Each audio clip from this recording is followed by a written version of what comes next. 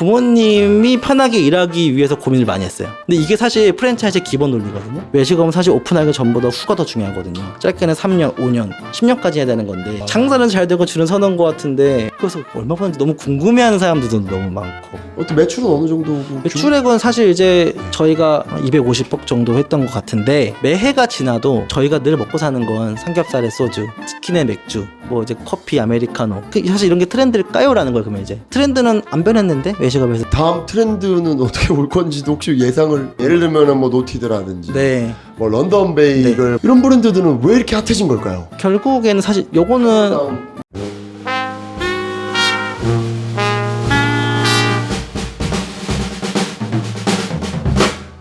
육실이 여러분, 한 가지의 브랜드를 성공시키는 것도 쉽다고 생각하세요? 어렵다고 생각하세요? F&B 시장의 트렌드를 만드시고 이끌어주시고 오늘 아주 굉장히 대단한 분이 오신다고 하시고, 우리 3대 욕구가 뭐예요? 식욕! 우리 PD님도 우리 F&B 사업에 굉장히 관심이 많으시잖아요. 예, 대표님, 도착하셨습니까? 네. 안녕하세요. 예. 반갑습니다. 반갑습니다. 육시. 자, F&B 산업을 지금 선도하시는 분인데 저녁은 뭘 드시고 오셨습니까? 저는 집에서 밀키트. 장호준의 이코 플로우. 안녕하세요. 도대체 사람들은 어떻게 돈을 벌고 있는지 얘기해보는 머니 토크쇼 이코플로우 시간이 돌아왔습니다. 오늘은 외식 브랜드를 브랜딩하는 F&B 기획자, 주식회사 트렌드빌더를 운영하고 계시는 김원빈 대표님 모셨는데요. 대표님, 역시나 자기소개는 본인이 직접 해야 제맛 아니겠습니까? 자기소개 좀 부탁드리겠습니다, 대표님. 저는 지금 현재 프랜차이즈 회사와 외식 브랜드 기획 컨설팅을 같이 겸하고 있는 주식회사 트렌드빌더의 대표 김원빈이라고 합니다. 겸하고 있다는 표현을 직접 써주셨어요. 예, 엔잡러입니다. 엔잡러.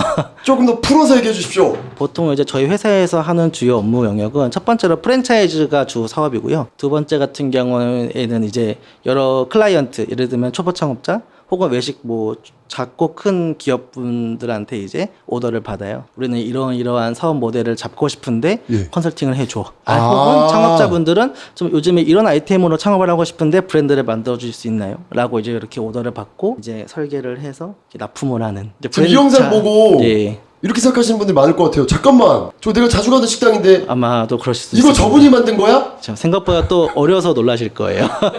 얼마나 어리신데요 지금? 막 어리다고 막 하기는 뭐하지만 제가 어리다고 놀리지 마라. 제가 하는 장르들이 조금 약간 일부러 더 올드하게 간다든지 레트로를 좀 표방한다든지 이런 것들이 좀 있어서 당연히 막 40대 50대일 거야라는 오해를 좀 많이 받았거든요. 제가 이제 어쨌든 90년생이니까 외식업 쪽 분야에서는 되게 좀 많이 어린 편이거든요. 상대적으로 표현해 보자면 그렇군요. 대표님, 최초의 클라이언트라고 하시는 분들이 어떻게 지금 형성된 겁니까?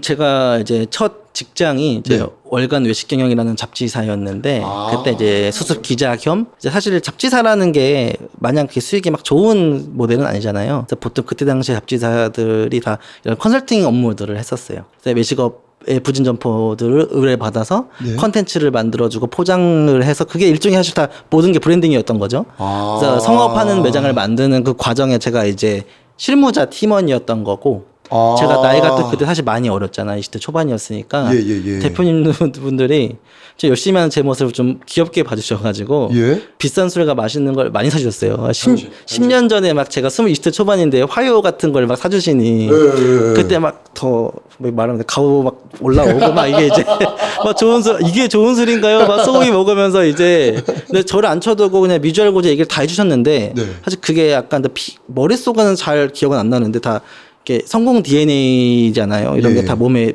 흡수가 됐던 것 같아요, 사실. 그러면서 그분들이 이제 제가 학교 복학 때문에 퇴사를 하고 복학을 했는데 저한테 연락을 주시더라고요. 너 일해볼래? 이러면서 이제 그렇게 일이 시작됐죠. 저는 그러면 기자 생활 하시는 거는 글을 쓰는 게 그래도 전문 영역이잖아요. 맞아요.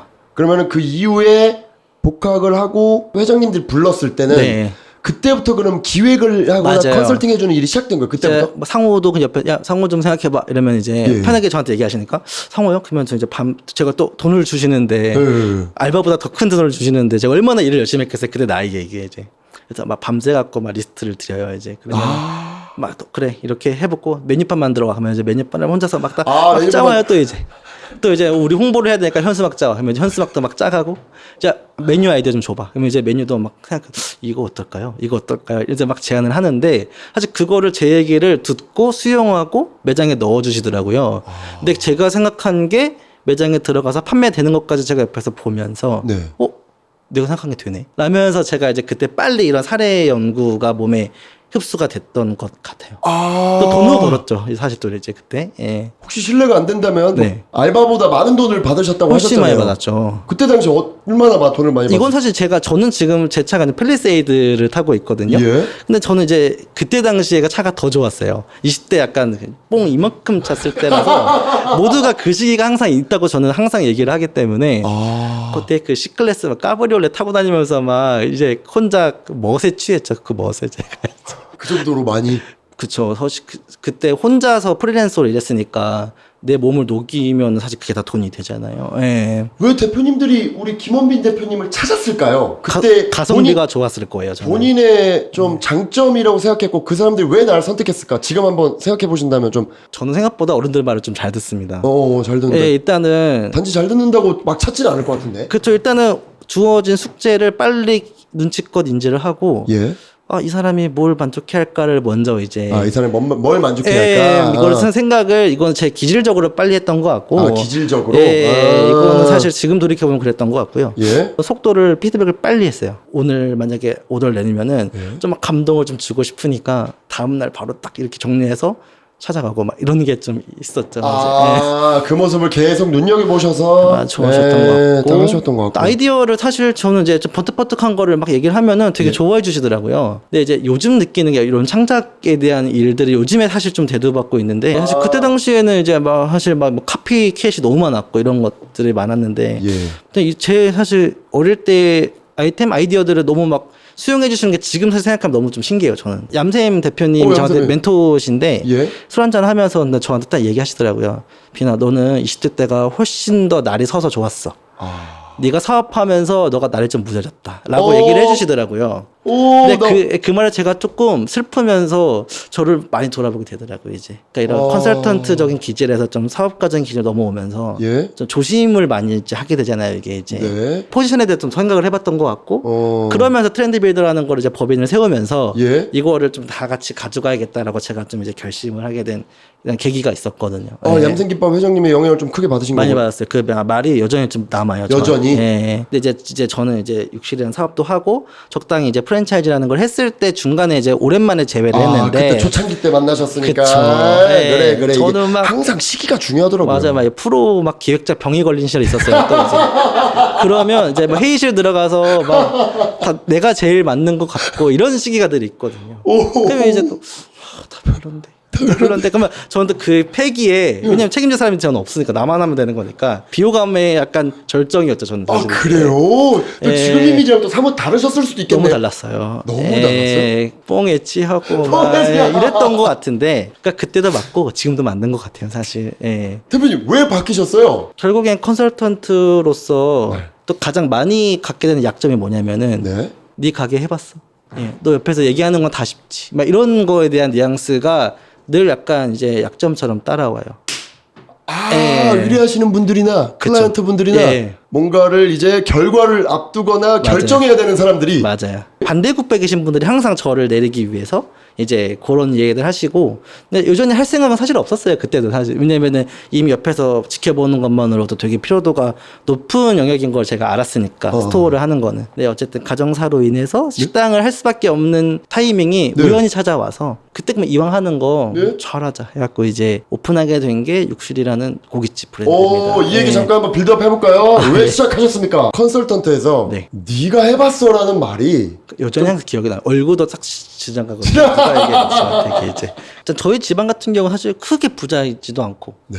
그래서 너무 좀 가난하지도 않고. 오. 근데 제가 학자간대출 4년을 받아야 되는 정도의 평범한 평범한 사람이었는데, 일반 중산층 가정집. 예, 네. 아버님은 공장에서 일을 하셨고 어. 공장장이셨는데 어쨌든 일이 고되시니까 허리를 다치게 된 거예요. 경제적 가장이었는데 어머님 일 안 되고 누나 일 안 되고. 근데 그때 사실 제가 혼자서 그때는 아까 그 벤치 타고 막 난리 치던 시절이었어요. 그 시절에 아버님 다치신 거예요. 근데 이제 그 버는 돈을 온전히 나한테 다 쓰면은 그런 생활이 가능해지는데 이제 부양이라는 관점에서 보면 이게 좀 이제 좀 부족한 돈이다라는 거를 제가 판단을 했죠. 큰일 났다. 큰일 났다. 예, 이제 내가 생각하는 아빠의 정년 퇴임 한 5, 6년 남았는데 이게 시간이 갑자기 빨리 온 거예요, 저한테.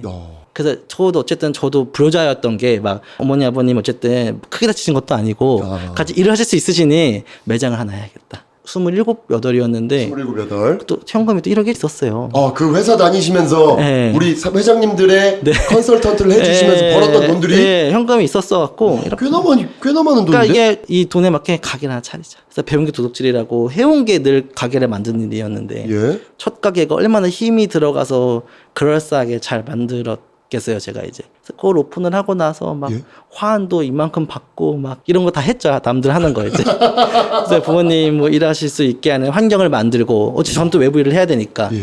사실 근데 그게 재밌었던 게 어머니 아버님은 외식 비전문가죠. 예, 그렇죠. 근데 부모님이 편하게 일하기 위해서 고민을 많이 했어요. 근데 이게 사실 프랜차이즈의 기본 논리거든요. 잠깐만. 겉은 그럴싸한데 되게 쉽게 일할 수 있게 만드는. 저는 프랜차이즈를 해야지라고 만든 게 아니었는데 빨리 엄마 아빠 편하게 일하게 만들고 난 또 계속 밖에서 띵가띵가 뽕 차고 살아야 되는데 사실 그때도 철이 좀 없었어요. 예. 빨리 만들어 나와야지. 예. 저도 막 여행 다니는 것도 좋아하고 막 놀는 것도 좋아하고 막 일도 정말 그만큼 좋아했어요. 근데 열심히 또 홍보도 하고 했더니 가게도 잘 됐고 중요한 거는 이걸 창업을 하게 해달라고 또 문의가 오더라고요. 그러니까 그게 자연스럽게 되면서 이제 사업이 시작됐어요. 얼마 만에 그 문의가 왔어요? 2달 만에. 2달 만에? 예. 너무 빨리 왔네? 근데 그때 당시에 어쨌든 뭔가 좀 돼지고기 시장이 좀 많이 더 올라왔을 때였고 발 빠르신 분들이 빨리 오거든요. 그분이 또 인천 구월동 그 인천 구월동. 로데오라는 메인 목자 상권이 있거든요. 네. 권리금 막 2억씩 하는 네. 그 자리에다가 내 브랜드를 하시겠다라는 거예요. 얼마나 브랜드가 별렵이 되겠어요 이제. 근데 그것까지는 사실 멀리 생각 못하고 네. 멋있는 일이잖아요. 네. 내 브랜드가 갑자기 메인 상권 오픈을 해? 사실 본질적인 동기부여는 이런 거였는데 이걸 위해서 일은 또 항상 되게 좀 빡세게 하는 편이에요. 사실 저는 이게 이제. 예. 지금도 사업을 하시면서 밖에 일을 계속 보고 싶다. 컨설턴트 일인 것 같아요. 맞아요. 그게 기획일이죠. 정확한 명칭이 브랜드 기획일이죠. 브랜드 기획자라는 예. 용어를 쓰는 겁니까? 네. 브랜드 기획자, F&B 브랜드 기획자? 예, 맞습니다. 자, 이 직업에 대해서 잠깐 설명 한번 좀 듣고 갈게요. 사실 제가 예. 많이 얘기하는 게 이제 기획, 마케팅, 디자인 이런 것들은 예. 사업에 되게 중요한 요소인데 제일 본질적으로 눈에 보이지 않거든요. 그러면 또 부르는 게 사실 형체가 없어서 값이 다 달라요. 필모그래피라고 하죠. 영어 배우로 치면은. 네. 이런 것들이 어쨌든 최종 프라이스를 형성하는 되게 중요한 일들이잖아요. 근데 최근에 많이 좀 이제 그런 외식 브랜딩 기획자라는 분들이 여기저기서 많이 생기는 것 같긴 하더라고요. 근데 보통 되게 다 약간 인플루언서 출신 분들이 많죠. 예, 근데 그분들 사실 아직은 저는 좀 위험한 단계라고 생각해요. 왜냐면은 전문성이 약간 저는 좀 결여된 상황에서 이제 약간 포장술에 약간 더 포장된 브랜딩이 많은데 브랜딩이라는 거는 결국에는 이제 포장술도 중요하지만은 외식업은 사실 오픈하기 전보다 후가 더 중요하거든요. 짧게는 3년, 5년, 10년까지 해야 되는 건데 이 비즈니스 모델을 구축하는 게 되게 중요하다는 말이죠.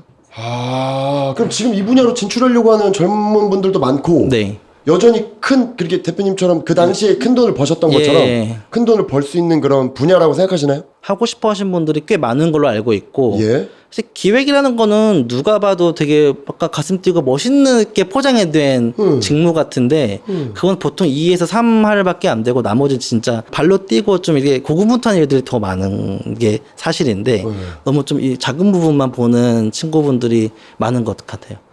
그래서 기획을 한다고 하면은 니네 뭐 만들 건데? 라고 하면 이제 막 대학교 프로젝트 같은 걸 만들어 오고 하면은 사실 써먹을 만한 게 전혀 없는 거죠. 그러니까 이런 자기만의 이거 필모가 아예 안 나왔는데 이게 기획자로서 할 수가 있을지에 대한 물음표가 요즘에 막 더 생기는 편인 거고, 사실 이런 일에 대해서는 좀 제가 좀 더 강하게 이렇게 좀 곤조 있게 얘기를 하는 스타일인 거죠. 아직은 좀 체계가 안 잡힌 시장이라서 아, 체계가 안 잡힌 시장이에요? 예, 말하기가 조심스럽긴 한데 전문적으로 인정받는 사실 인물이 몇 명 없기도 해요, 여전히. 브랜드를 기획하실 때 좀 대표님의 철학이 좀 저는 궁금해지는데. 확고한 편인데 예전에 작년인가 너무 감사하게도 저희 트렌드빌더라는 회사랑 GFFG라는 회사랑 몇 군데 이제 회사를 GFFG. 같이 좀 이렇게 언급을 해주셨어요, 블로그 포스팅에. 근데 이제 확실히 포지션을 잡을 때 트렌드빌더는 대중 접근하기 쉬운 대중식을 기반으로 다가가기 쉽게 표현하는 회사다라고 저희를 외부에서 규정해 주시는데 많이 공감이 되더라고요. 그리고 작업하셨던 것들도 좀 그런 기반이었었나요? 그렇죠. 왜냐하면 일단은 무조건 오래 가야 된다라는 거에 대한 저는 딱 하고 싶은 그 욕구가 있어요. 사업할 때.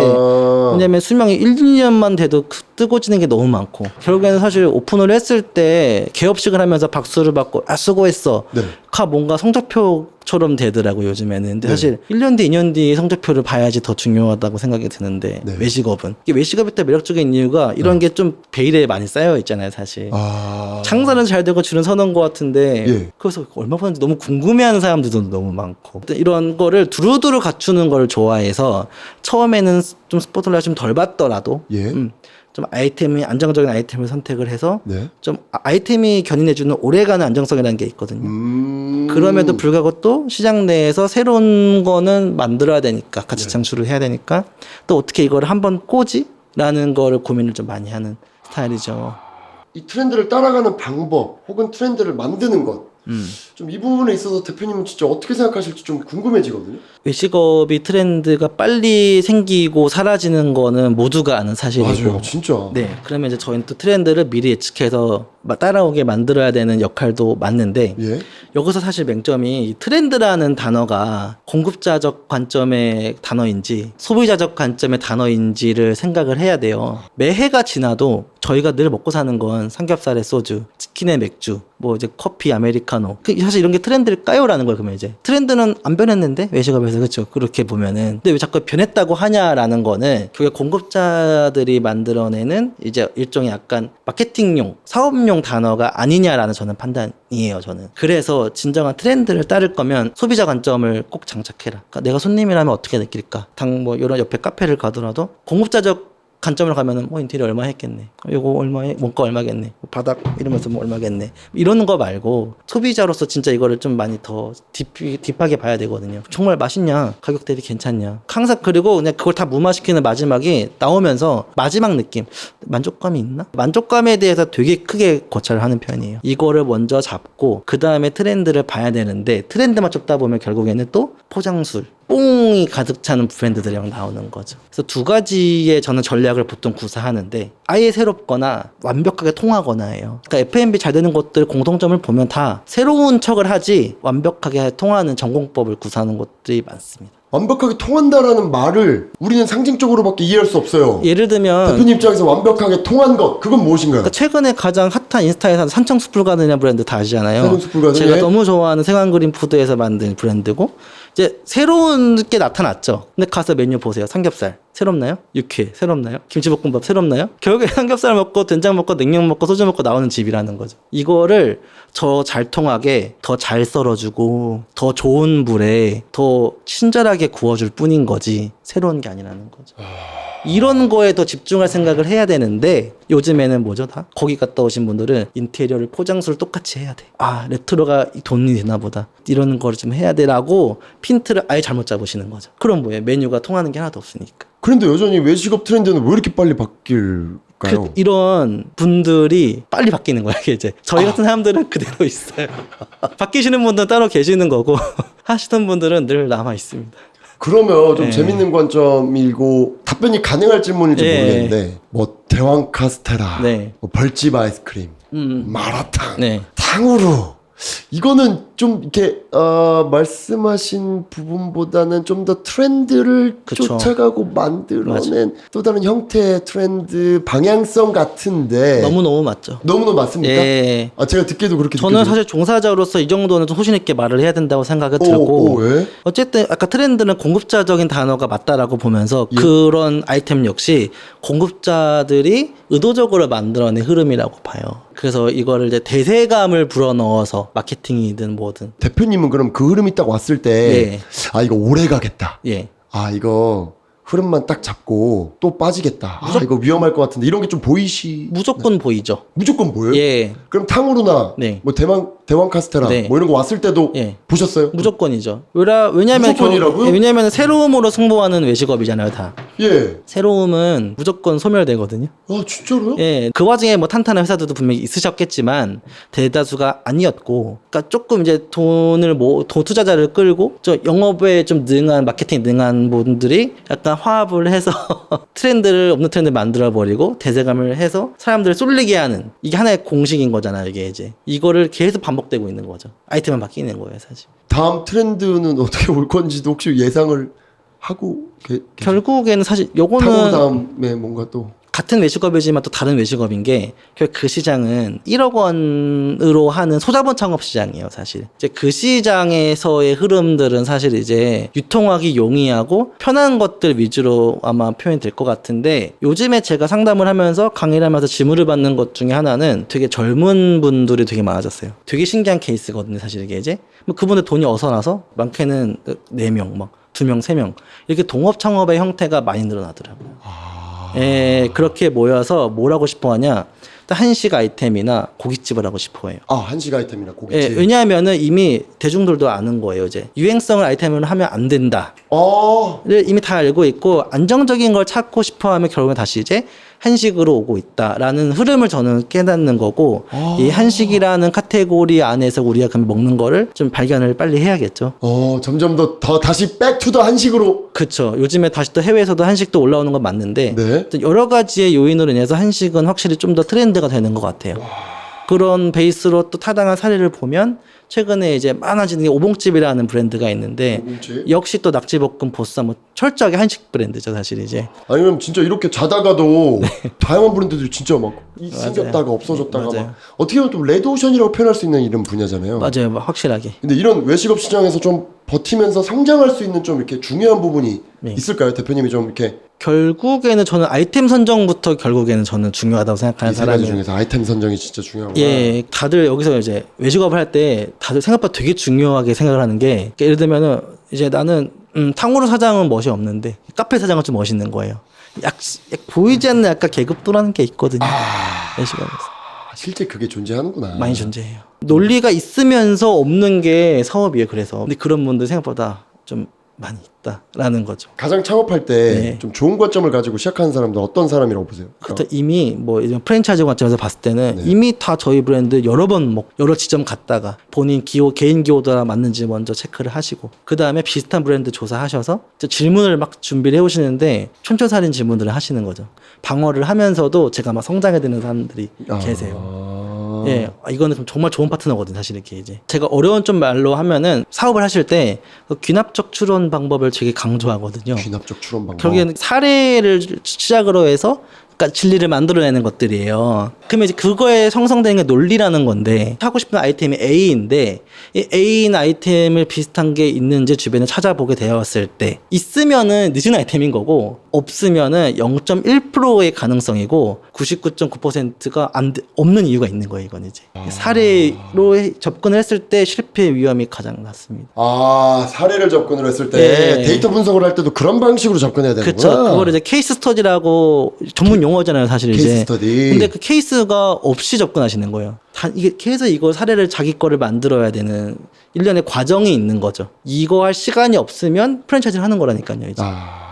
이거를 줄여주는 거니까요. 근데 이런 것도 있나요, 대표님? 한식이 이제 유행으로 다시 백투백 한식으로 올 예. 거라는데 예를 들면 대표님들은 여전히 네. 쉽게 접근하고 혹은 좀 덜 힘든데 효과가 좋은 고효율을 좀 바라시는 그런 네. 관점이 여전히 좀 강할 거라고 생각이 드는데 늘 양존하는 거죠. 예. 근데 예를 들면 한식이 너무 이걸 운영하거나 네. 유지하기는 방식 자체가 너무 힘든 방식이라고 하면 네. 뭐 탕후루라든지 어떤 흐름 그렇죠. 따라가기 좀 힘들지 않나요? 이게 이제 산업이 주는 미션인 거고 어. 한식은 만들기 어려워라는 사실 이제 그 이미지인데 예. 생각보다 이제 한식이 많이 효율화가 지금 되고 있어요. 효율화가. 이 제 말을 어쨌든 좀 이게 소스로 들어서 또 사업하신 분들도 계실 것 같아요. 아마 이 영상을 통해서. 그러니까요. 예. 이제 최근에 뉴욕에서 옥동식이라는 브랜드가 크게 인기를 얻었어요.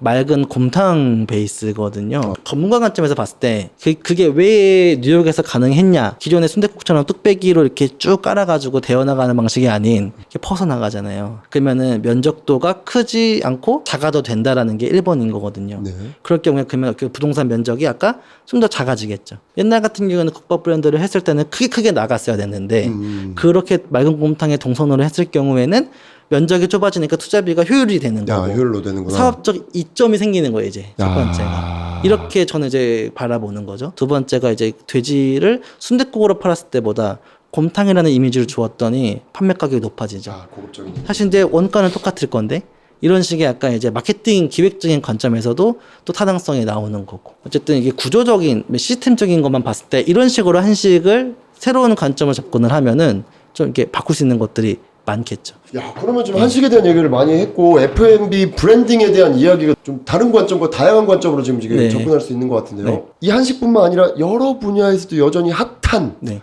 뭐 그런 브랜드들이 많지 않습니까? 예를 들면은 뭐 노티드라든지 네. 뭐 런던 베이글 네. 뭐 이렇게 있을 것 같은데 이런 브랜드들은 왜 이렇게 핫해진 걸까요? 저는 계속 그 공식이라는 단어를 쓰고 있는데 공식 사실 또 같은 외식업인데 네. 다른 외식업이에요 사실. 예, 그러니까. 거긴 다른 공식을 쓰고 있는 거거든요. 다른 공식을 쓰고 어쨌든 있다. 제가 그 브랜드들한테 고마운 점은 점점 더 막 만드는 것보다 갖추고 브랜딩된 것들을 찾을 것 같아요. 이런 시장들을 만들어준 게 저는 좋다고 생각이 들고 아마 근데 이제 그 두 브랜드의 어쨌든 당면한 숙제들은 첫 번째가 아마 이제 특정 스팟 힙한 상권을 벗어났을 때 생명력이 되는지 안 되는지가 아직 검증이 안 됐다는 거.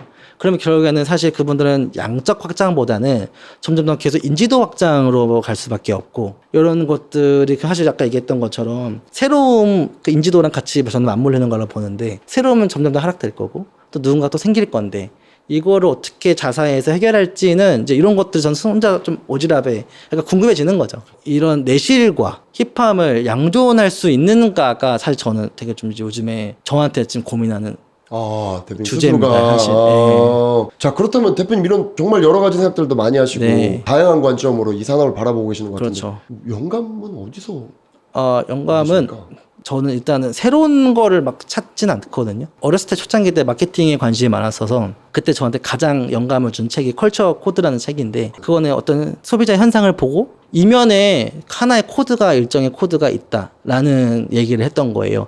예를 들면 미국에서의 남자들이 성인이 돼서 차를 사는 행위는 단순 구매 이전에 완전한 남성성으로서의 독립이다.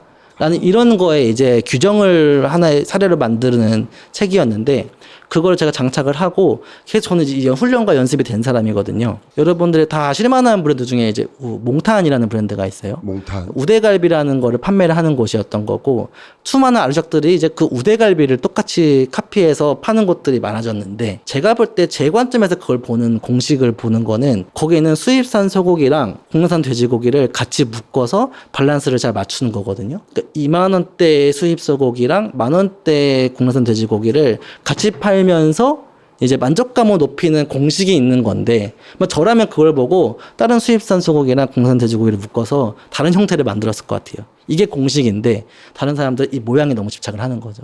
런던 베이글 있고 런던 무드를 사용했다고 옆에서는 뉴욕 무드를 해야 되는 건가? 이건 사실 조금 너무 바보 같은 벤치마킹들인 거죠. 이렇게 뒤를 한 번 더 꼬아볼 수 있는 벤치마킹 관점이 중요한데 그러니까 자꾸 이제 세련된 게 안 나오는 거죠. 다 어디서 본 것 같고. 근데 대표님 처음에 본인 사업 하셨을 때는 네. 이런 생각 없이 아니 이런 생각 이씨 다 담고서 1호점 창업하신 거예요? 아니면 저는 정말 부모님 편하게 좀 해드리고 나는 빠지려고 두 가지가 다 양립했던 것 같아요. 예, 어쨌든 예. 하던 게 이 일이었으니까. 이랬으니까 이미 이거에 대한 가치는 이미 알고 계셨던 거죠? 맞아요. 제가 일할 때 제 하나의 방식은 네. 제 가게를 할 때도 네. 남의 가게 해주듯이 만들어요. 그러니까 다른 분들이 창업할 때 가장 실패한 요인 중에 하나는 예. 내 자아를 너무 많이 녹이는 거예요. 가게 안에다가. 내 취향이 이거 대중의 궁금하다. 취향일 수는 없거든요. 예. 근데 이거를 너무 많이 녹이는 곳들이 많아요. 내가 맛있으니까 만드는 건 이게 전혀 아니거든요. 아까 얘기했던 것처럼 귀납적으로. 사례로. 그렇죠. 제가 그때 조사했던 거는 서울 수도권의 유명 돼지고기집, 갈비집을 조사했더니 냉면으로 차별하는 곳이 많았을까요? 아니면은 찌개로 차별하는 곳이 많았을까요? 냉면으로요. 아닙니다. 대부분이 다 찌개였어요. 찌개요? 네, 아. 저는 근데 냉면 좋아해요. 예, 예, 그 예. 냉면 했으면은 차별화가 어려웠을 거예요. 근데 저는 그러면은 제 판단에서는 그러면은 기호도는 냉면이었지만 네. 찌개를 특별하게 만들자라고 공식 나오는 거죠. 사례가 있었으니까. 사례가 있었으니까. 조사를 하는 거죠. 그냥 다니면 되는 거를. 그러면 진짜 13개 브랜드들이 다 이런 귀납적 추론과 맞아요. 데이터 조사에 맞아요. 의해서 다 맞아요. 또 칼국수나 뭐 이런 것도 맞아요. 아니 근데 대표님 얘기를 들어보니까 육실이도 지나가다가 보면은 네. 이렇게 웨이팅이 다 존재하잖아요. 네. 어느 순간부터 어떻게 또 외식 산업 약간 그것도 트렌드처럼 보여요. 그렇죠. 줄 서는 집 SNS로 찍어서 맞아요. 저도 기다리고 있어요. 그렇죠. 이런 게 하나 어떤 문화처럼 되는데 이런 경우는 진짜 어떤 뭐 소비 패턴이나 SNS 이런 것들 때문에 그런 경우로 진짜 많이 가는 걸까요? 아니면은 진짜 뭐 어떤 다른 부분이 있어서 대표님 얘기를 들어보면은 약간 일종의 마케팅처럼 보여지는 게 좀 더 강하거든요. 방송도 있잖아요. 줄 서는 식당이라는 방송도 예, 있는 예, 것처럼 예. 줄 서기는 예전이나 지금이나 외식업을 하시는 분들한테는 어쨌든 1차적인 미션이에요. 근데 다시 더 고찰을 해보셔야 되는 게 아까 소비자 관점 제가 강조했죠. 진짜 맛있어서 줄 서는지 아니면 줄을 서니까 서는지를 예. 돌아보셔야 돼요. 예, 맞아요. 근데 대부분의 곳들은 결국에 줄을 서니까 서거든요. 줄을 서니까 이거를 선다? 화제성이라고 표현을 하는데 예. 그래서 인플루언서 분들이 요즘에 더 대두되는 게 그분들의 역할이 화제성을 만들어주는 사람이에요. 네. 그러면은 1차적으로 줄 세우기 성공할 수 있으나 아까 제가 얘기했던 사업적 지속 가능성을 봤을 때 그것들 상품력이 준비가 되어 있느냐 없느냐라는 거를 사실 판단을 해야 되잖아요. 네. 근데 되게 확률적으로 화제성만 높였던 곳들이 뒷심이 있었던 적은 잘 없었던 것 같아요. 오히려. 네. 그래서 요즘에 이런 단어로 이제 대변하는 게 찐맛집이라는 게 나오고 찐맛집. 그래서 요즘에 또간집이라는 프로가 유행하는 게 논리적으로 다 연결되는 거죠. 검증을 더 원하는 거예요, 사람들은. 그 대부분이 70% 80% 대부분의 범죄는 맛이다라는 거죠. 그래서 대중식당이 어려운 이유 사실 이거죠. 모두를 아우르게 해야 되니까. 그럼 이미 그런 곳에서도 반반으로 나뉘겠네요. 정말 양질의 것 혹은 그렇죠. 밸류를 갖고 있는 곳과. 그렇죠. 그럼 대표님 또 보이기도 하세요? 그러면. 저희끼리 다 아는 사람들이기도 하고 사실 이게 이제 이미 오픈 몇 달 전, 뭐 1년 전부터 이미 서있기는 업자들끼리 소문이 나고 뭐 거기서 뭐 한다더라. 거기서 뭐 한다더라. 어떤 부딪히던지 빠지던지 뭐 이러는 것들에도 사실 있는 거죠. 그럼 대표님 보시고 역발상으로 잘 됐던 적도 있어요? 이거 좀 안 될 것 같이 보이는데. 역발상으로 잘 됐던 거는 네. 신당동에 유명한 칼국수집 하나 있어요. 네. 알고니 칼국수라고. 알고니 칼국수? 예, 예. 이제 그게 먼저 히트라는 거 보면서 예. 이렇게 칼국수라는 일상적인 아이템에 이렇게 변주를 줘서 이렇게 이슈가 될 수 있구나라는 걸 제가 그때 현상을 봤어요. 또 추론을 하는 거죠. 칼국수가 이슈 메이킹이 되네? 그러면 나도 칼국수 브랜드를 해보고 싶어. 라고 이제 제가 이제 목표를 잡는 거예요, 이걸 이제. 그럼 나는 칼국수에다가 어떻게 특별함을 주지? 라고 이제 물음표를 갖고 브랜딩을 들어가게 돼서 결과물이 만들어진 게 한강로 칼국수이고.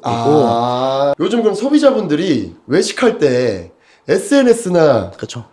뭐 온라인상으로 정말 이걸 딱 보고 선택하는 경우 적어도 그렇거든요. 항상 네이버 지도에서 맛집 검색해서 오고 막 이렇게 하는 게 있잖아요. 그러면 어떻게 보면 이것도 하나의 일종의 검증이라는 느낌이 좀 드는데 어떻게 해야 이제 1차 이렇게 온라인에서 좀 검증을 좀 통과할 수 있을지 굉장히 궁금한 부분이거든요. 이런 것들 요즘에 특히 불황일수록 네. 좀 더 좀 대두되는 것 같아요. 불황일수록 예, 이 SNS가 생기면서 사실 외식이라는 거는 먹고 사라지는 경험적 소비였는데 네. 사진으로 이제 소유가 된다는 거죠. 그러니까 소유하는 소비는 옷 같은 거, 자동차 같은 거. 좀 더 꼼꼼하게 따져보는 구매 패턴인데 이게 외식업에 이렇게 넘겨오게 된 어중간하게 된 거예요, 일단은. 그래서 이게 과도기이긴 시절에는 처음에는 정말 디자인만 보고 산다듯이 인스타그램에 뭘 한 거에 좀 더 많이 꽂히는 게 있었던 반면에 사실 지금은 이제 이게 한번 좀 사실 물갈이가 되고 있어요, 지금 이제. 이제 소비자들이 봐도 뻔히 이게 맛집이 아닌지 눈에 좀 보이거든요. 사업을 하시려는 분들은 네. 이 트렌드를 이렇게 우리 대표님을 통해 가지고 네. 직접 들을 수 있는 기회가 별로 없을 것 같아요. 그렇죠. 내가 지금 끝물로 들어가는 맞아요. 건지. 다들 과장된 것만 보고 있으니까 예. 포토보다는 릴스가 더 인기 있는 이유는 좀 약간의 내러티브를 좀 담잖아요. 사실 이제 요즘에 입구부터 등장해서 뭔가 사람이 등장하기도 시작하고 스토리 라인이 다시 중요해지는 시대가 온 것 같고 유튜브만 봐도 이제 예전처럼 막 과장된 맛집보다는 지금 어쨌든 정말 고객분들 또간집이 대표적인 예인 것 같아요. 진짜 추천하고 이런 거에 대한 신뢰도를 얻어가는 과정이 되게 좀 중요해지는 것 같죠. 그러니까 우리 대표님이 전문가신데 전문가의 어떤 의견과 관점을 믿고 네. 누가 총대를 빨리 맬 것이냐의 문제인데 그렇죠. 누구나 총대를 메고 싶어 하시는 것 같진 않죠. 않아요. 맞아요. 항상 유행에 나도 편승하려고 하는 분들이 사실 기본적인 심리니까 사람으로서 또 이게 이제 저도 또 이러면서 말은 이렇게 하지만 네. 또 가끔씩 또 불안할 때가 있죠. 이게 또 맞는가에 대한. 대표님도 그렇죠. 솔직하게. 최근 트렌드를 보면 뭐 인테리어나 뭐 음식 네. 플레이팅, 뭐 로고, 뭐 간판 등 이런 비주얼적인 부분이 길게 네. 정말 많은 부분을 좀 차지하고 있다고 생각하지 않으세요?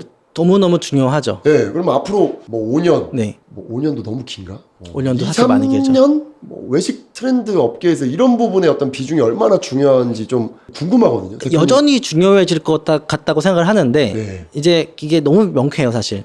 힘을 주는 것보다 빼는 게 더 어렵거든요. 패션도 그래서 꾸안꾸라는 단어가 나오는 거고 꾸안꾸. 코스메틱에서도 투명 메이크업이라는 게 있는 거예요. 네네네. 그런 가치들이 항상 최상위에 있거든요. 네. 외식업도 똑같아요, 사실. 이게 너무 화려하게 디자인적인 요소를 넣는 것도 중요하지만 네. 거기에 좀 더 도약하려면 이런 좀 힘을 빼는 이 작업들을 좀 많이 배우셔야 될 것 같아요. 근데 저는 진짜 소비자 입장으로서 네. 봤을 때는 오히려 또 그런 부분들에게 막 꽂혀가지고 이 브랜드에 대한 애정이 간다거나 네. 애착이 가거나 하는 그런 것도 좀 없지 않아 있는 것 같거든요. 특정 업종 업태에서는 존재를 분명히 하거든요. 네. 그 코로나 때 유행했던 오마카세라는 영역이라든지 오마카세요? 요즘은 카페도 정말 감성 영역이 중요하니까. 네네네. 근데 그때랑 지금 다른 게 이미 너무 많아서 예. 더 얼마나 새로운 걸 만들 수 있어라는 거에 대한 이제 물음표죠, 사실 이게. 근데 이런 게 맛이라던가 좀 서비스 뭐 이런 부분들을 좀 더 살릴 수 있는 어떤 그런 또 요소가 될 수 있지 않을까요? 저 또 기타 요소로서. 여전히 존재하죠. 예. 결국에는 이제 감각이 정말 뛰어난 사람들만 할 수 있는 이만큼의 영역인 건데 사실 제가 지금 이야기하는 것들은 이제 일반적인 창업 시장에서 얘기를 하는 거거든요. 거긴 그래서 저는 이디야 메가커피 컴포즈 너무 좋은 게 여행 가도 막 전라도 촌에 가도 있어. 와, 저는 소름 돋죠. 그럴 때마다 이게 브랜드지. 근데 대표님이 이렇게 다 외식업 브랜드를 하고 계시잖아요. 네, 맞아요. 요리를 좀 잘하세요? 직접 요리 개발도 직접 하신 거예요? 대부분의 메뉴 기획, 스케치는 제가 다 하는 편이고 네. 스킬적인 부분은 제가 이제 칼을 놓은 지 좀 오래돼서 못합니다. 칼을 놓은 지 오래돼서 그건 뭐죠? 그러니까 처음에는 요리사의 약간 그런 모습이 좋아서 이제 특성화고에 먼저 이제 입학을 하고 인천에서 경기도 시흥까지 왕복 3시간이거든요. 예. 그때 그거를 대학교처럼 고등학교를 전 다녔어요. 원래 요리를 꿈을 꿨죠. 요리사가 되려고 꿈을 꾸셨던 분이세요? 예, 그때 막 유행했던 또 드라마가 막 김삼순, 파스타 막 이런 거 이제 막 그때 붐이었었어요.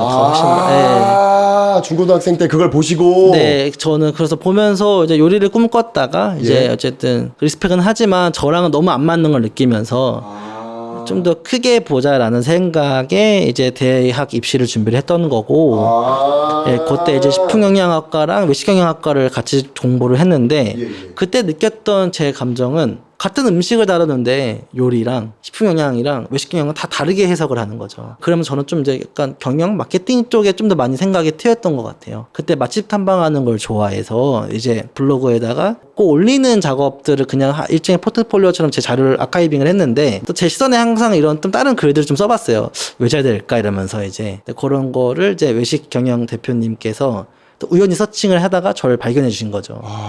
그러니까 은인이신 거죠, 사실 이제. 근데 그 저를 캐치를 해서 이제 너 한번 쪽지로 한번 밥이나 먹자 해갖고 이제 봉피양. 봉피양. 예, 거기에서 봉피양. 회장님, 외식경 대표님, 저 이렇게 해서 식사 자리를 만들어주더라고요. 이렇게 재밌는 애가 있어라고 이제 저를 소개를 해주시고, 근데 그때 너 일을 한번 해볼래라고 해서 이제 일하게 되면서 제가 눈이 확 넓어진 케이스죠, 사실은. 나는 외식업 말고 다른 분야에 뭐 가고 싶다 이렇게 생각해 준 적도 있으세요? 원래 그냥 좀 글 쓰는 걸 좋아했어갖고 원래 언론정보학을 가고 싶어 했는데. 진짜로요? 네, 맞아요. 이게 글쓰기 재능과 요리에 대한 재능이 좀 합쳐져가지고 관찰하고 뭔가 기록하는 행위를 저는 천성적으로 좋아하는 스타일이라서 수첩도 항상 갖고 다니고 저는 기질적으로 저는 그게 있어요, 그냥. 그 메모장에 정말 창업 이야기들 다 적혀 있겠다. 맞아요. 와, 그러면 대표님 요즘 F&B 브랜드와 뭐 다른 기업, 네. 뭐 의류나 가구 뭐 네. 이런 거 콜라보 많이 하고 있잖아요. 그렇죠. 그럼 이런 부분이 F&B 브랜드에 어떤 효과를 주고 좀 영향을 주는지. 제가 좀 더 앞으로 가고자 하는 방향이긴 한데 옛날에 사실 이런 생각도 했었어요. 그러니까 어릴 때인데 뭐 영화제나 이런 거 보면은 포토월 백그라운드 봤을 때 그러니까 쟁쟁한 브랜드들이 막 나오잖아요. 협찬사들이. 외식 브랜드는 왜 없지? 하는 물음표에서 항상 시작을 했었어요. 느꼈던 거는 감도 있는 브랜드들이 일단 없었구나, 외식업에서. 근데 사실 지금 이제 감도 있는 게 생겼잖아요, 이제. 네. 이미 약간 글로벌 브랜드들이랑 같이 해도 무방한 국내 브랜드들이 생겼단 말이죠. 그 다음에는 요즘에 이제 이런 IT나 이런 것도 접근하는 것도 많아지는 걸 보면서 더 크게 보면 사실 외식업이랑 콜라보레이션을 했을 때 누가 더 수혜자라고 보면은 사실 외식업이 아니라 반대편의 브랜드거든요. 아, 그래요? 네, 그 CJ나 배민이나 이런 거, 뭐 마켓컬리 실제 매출액 대비 기업 평가 가치가 엄청 높은 브랜드들이거든요. 공통점들은 다 음식이랑 결부됐다는 거예요. 음식으로 그러니까 F&B 비즈니스를 제가 보았을 때 이거를 좀 제가 다르게 해석하는 이유는 다른 산업과 묶였을 때 이 가치가 더 배가 되는 거 보면서 누군가한테는 장사나 F&B라는 브랜드가 F&B가 약간 종착지일 수 있으나 사실 이걸 잘 만들어 놓으면 이제 시작인 거거든요. 이제 시작. 와, 이제 시작이요? 그러니까 이게 접목시키는 연습을 해야 되고 이 내가 만든 브랜드가 어떤 용도로 쓰일까까지 저는 요즘에 고민을 하거든요. 기획을 할 때. 그러니까 이거는 부동산 회사가 좋아할 것 같아. 이거는 좀 백화점이 좋아할 것 같아. 이거는 좀 패션 브랜드를 한번 해볼 수 있지 않을까? 라는 또 이제 상상도 해보고. 대표님 직접적인 사례도 있으세요? 그러니까 미치원이라는 브랜드를 했을 때는 버드와이저라는 브랜드가 이제 팝업을 했던 케이스가 있었는데 프라이빗한 이제 비공개 VIP 팝업이었어요. 근데 결국엔 그곳에서도 이제 얼마나 많은 브랜드들을 이제 셀렉을 했겠어요. 근데 결국에는 저희가 유명해서라기보단 이 감도를 맞게 이제 결부를 지으면서 본인들 행사도 하고 뭐 이런 케이스들 또 이제 부동산 같은 경우에도 제일 중요한 게 요즘에 테넌트적인 관점에서 대표적인 게 F&B거든요. 결국에는 이 건물에서 1층을 도대체 뭐가 채울 건데 라는 건데 제가 앞으로 만드는 브랜드들은 장사가 잘 되는 건 1번인데 또 한 번에 또 미션이 있는 거예요.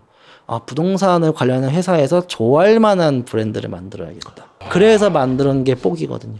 분식 브랜드. 네. 분식 브랜드? 그렇죠. 분식은 어디를 가나 존재를 하고 신축 건물에 가장 먼저 들어가고 항상 이제 1층에 메인이 들어가는 업종이거든요. 근데 브랜드 관점에서 봤을 때 한 10년 전에 다 멈춰 있는 것 같아요.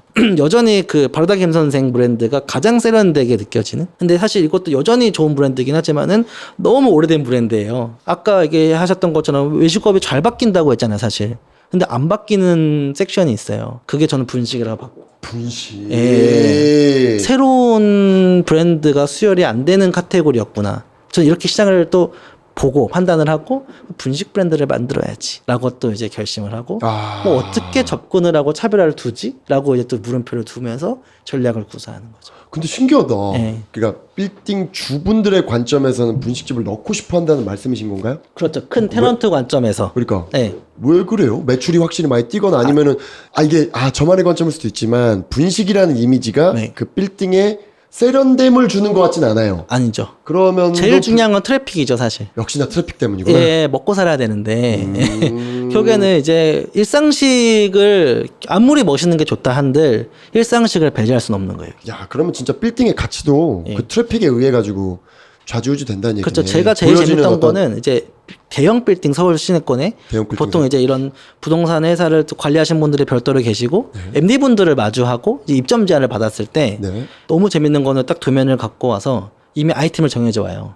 그쪽에서 국밥, 커피, 분식, 햄버거, 그거밖에 없어. 그러니까 여기 안에서 각자 카테고리마다 가장 새롭고 힙하고 좋은 브랜드를 찾는 거예요. 근데 너무 재밌잖아요, 사실. 브랜드 중심으로 올 줄 알았는데 이미 아이템을 정해져 왔다는 건 이미 브랜드도 중요하지만 실수요도 더 중요하다는 거고. 자, 그러면 역으로 지금 말씀하신 것 중에 고깃집 없네요. 결국 이제 소방과 관련한 게 너무 연결점이 커서 이제 대형 빌딩은 이제 불을 피우는 걸 되게 경계하거든요. 그러니까 저도 고깃집 비즈니스를 초반에 막 하다가 제가 결국에는 칼국수랑 분식 브랜드에 제가 집중하는 이유는 방향성이 저는 이제 부동산 잠권으로 해야 되는데 고깃집은 환영받지 못한다는 거예요. 그러니까 저도 지금 역발상으로 지금 이렇게 업종을 확장하신 것 같은 느낌이 들어서 물어봤어요. 맞아요. 그러니까 아예 우리 회사의 트렌드 빌더라는 사명도 이제 이렇게 맞물리는 거고 우리 회사는 테크 관점에서 결국에는 부동산 회사랑 무조건 같이 상생해야 된다. 그 사람들이 좋아하는 브랜드를 최적으로 만들어야지죠.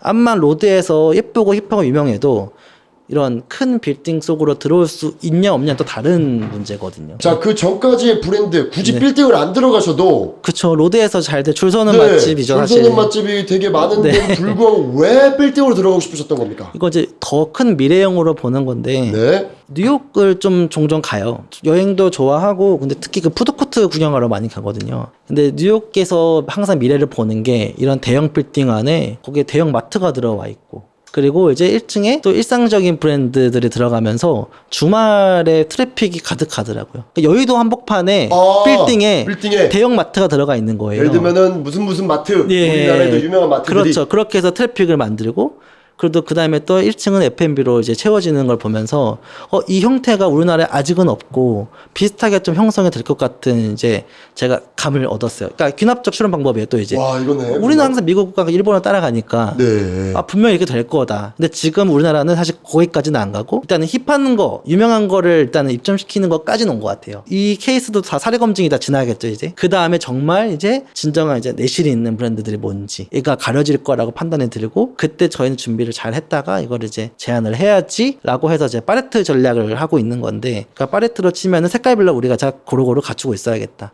와. 힙한 거를 하나 있는 회사보다는 고루고루 다 있는 회사가 좀 더 파워가 있을 거다라고 저는 이제 판단을 하는 거죠. 야, 이것도 어떻게 보면 빠른 트렌드의 변화에 좀 적응 혹은 그렇죠. 앞서 나가서 그렇죠. 선봉에 서시는 케이스가 될 수도. 이것까지 모르시는 분들이 애초에 많으니까. 일단 사실 뭐 장사를 해서 돈을 벌면 프랜차이즈 하는 거 아니야? 라는 사실 일반적인 거에서 끝나는 거거든요. 그 이상으로 좀 더 하고 싶은 마음에 좀 이런 테넌트 공부를 좀 많이 하고 있고 실제로 그렇게 들어가지고 있어요. 복 같은 경우에는 1호점 이태원으로 이제 이슈몰이를 하고 2호점이 신세계백화점에 들어가고 3호점은 또 역삼에 이제 그 조선 팰리스가 있는 빌딩이 있어, 오피스 빌딩. 거기에 들어가지고 이제 4호점은 이제 여의도 브라이튼이라는 또 주상복합에 들어가지고 이런 식으로. 근데 저희가 여의도에 그 한복판에 들어가려면 권리금을 얼마나 줘야겠습니까? 예.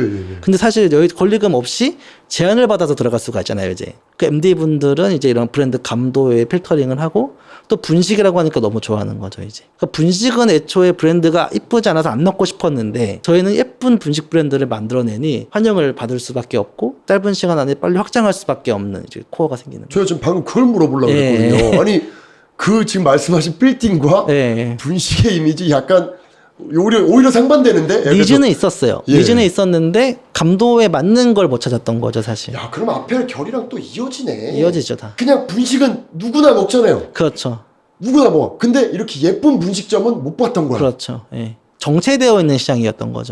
한강로 칼국수에서 한번 그걸 느꼈어요, 이제. 한강로 칼국수에서. 예, 칼국수를 하는데 백화점 입점 제한을 저희가 계속 받는 거예요. 근데 매번 MD분들이 해주시는 말이 칼국수집 브랜드 섭외할 만한 게 없어요. 사실 칼국수집은 많은데 브랜딩이 된 칼국수집이 없는 거예요. 지금 생각해보니까 없네. 잠깐만. 근데 정도인데 브랜딩이 된 게 없는 거죠. 그 MD분들의 이제 감도에 맞는 게 필요한 거죠, 이제. 저희는 또 외식업은 손님들 찾는 것도 중요하지만 MD분들은 실무자의 평가를 받는 사람들이잖아요, 사실 이제. 근데 그분들 눈에 어쨌든 다행히 저희가 만든 브랜드들이 성에 찬다는 거죠, 이제. 그러니까 우리 백화점에 들어와도 손색 없어라는 뜻과 같은 거고, 제가 이런 산전수전을 다 겪고 나서 만든 브랜드예요. 그만큼 모든 게 다 녹아들어 있고, 제가 경험한 논리들이 분식에 녹아들어 있어요, 사실 이게 이제. 너무 평범한 분식이지만 평범할수록 특별하게 만드는 게 더 어렵거든요, 사실. 그런 거에 대해서 조금 자신 있게 만들었고, 속도도 다행히 잘 나고 있고, 좀 재밌는 것 같아요, 사실 이것도. 그래서. 대표님의 산전수전을 저희가 막 되게 오픈해서 듣지는 못했는데요, 지금. 그렇죠. 뭐 사실 왜냐면 지금 저희는 브랜딩이라는 초점이니까. 오픈한 지 만에 이 2달 만에 첫 가맹점주님 나오시고. 망한 것도 많아요, 사실. 그래요? 네. 저는 이제 인천에서 장사를 시작했으니까 부평에서 장사를 했던 것들은 점포 2개 다 말아먹고 또 맥주 프랜차이즈를 어설프게 했다가 이제 8호점 됐을 때 다 그냥 전체 다 이제 정리하고 8호점까지 돼도 이렇게 정리하는 경우가 있구나. 그렇죠. 좀 섣불렀죠, 다 모든 게 다. 어때 매출은 어느 정도? 매출액은 사실 이제 저희가 2023년 기준으로 250억 정도 했던 것 같은데, 근데 수익률은 아직은 마이너스예요. 왜냐면은 모든 비용이 다 부동산으로 잠식되어 있어요. 이제 권리금, 보증금, 이제 인테리어. 지경이 많으니까 인구. 맞아요. 이게 외식업의 한계라서 제가 아까 투자를 받고 싶어 하는 거는 브랜딩에 대한 이제 능력들은 이제 다 갖추었는데 또 결국엔 제가 돈을 벌어서 또 좋은 사이트 들어가려면 또 이거 다시 붓고 이 과정을 할 수가 없거든요.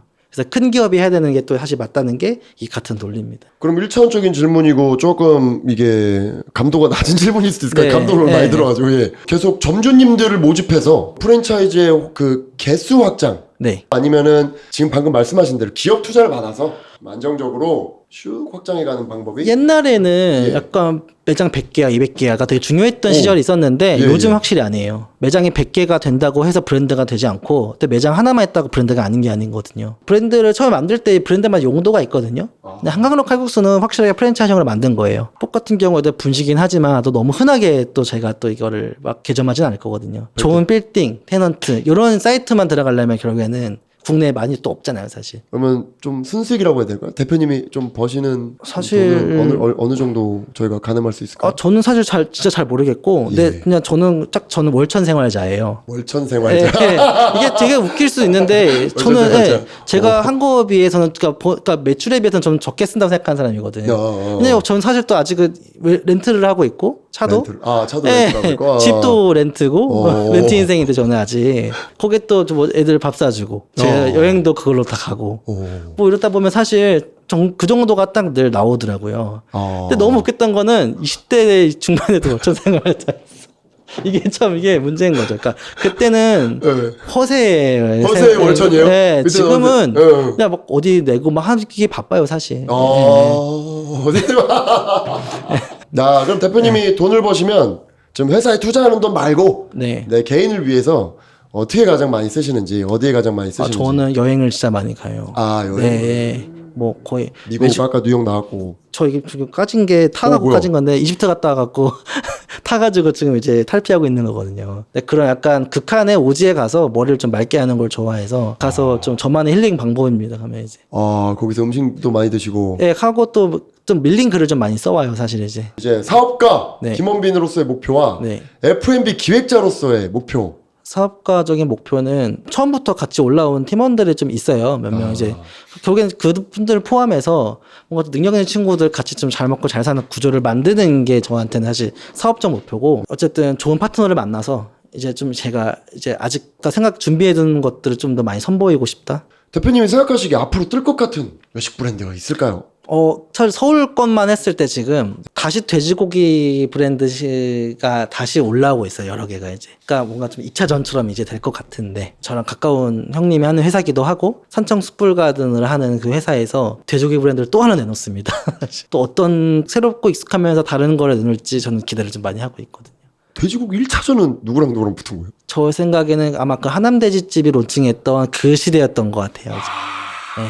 획기적이긴 했어요. 예, 그 시장인데 그때가 너무 많았죠. 이제 그런 것들이 이제. 하는데집이 좀 선봉 완전 역할이. 완전 사실 그래, 선두죠. 트렌드를 바꾼 기업이구나. 맞아요. 이건 사실 리스펙 해야 돼요, 이건. 직접 CEO시기도 하고 혹은 뭐 F&B 브랜딩 기획자시기도 네, 하시잖아요. 네. 뭐 맛집 추천이나 뭐 이런 거 있으면 좀 부탁드립니다. 또 이태원 보광동에 곤드레 쌈밥집이라고 있거든요. 거기는 이제 쌈을 일단 이만큼 주고 반찬도 한 10몇 개가 나오고 주영어는 감자탕이나 삼겹살을 같이 먹을 수 있어요. 그러니까 이런 저같이 욕심쟁이들한테는 되게 최적의 식당인 것 같아요. 예.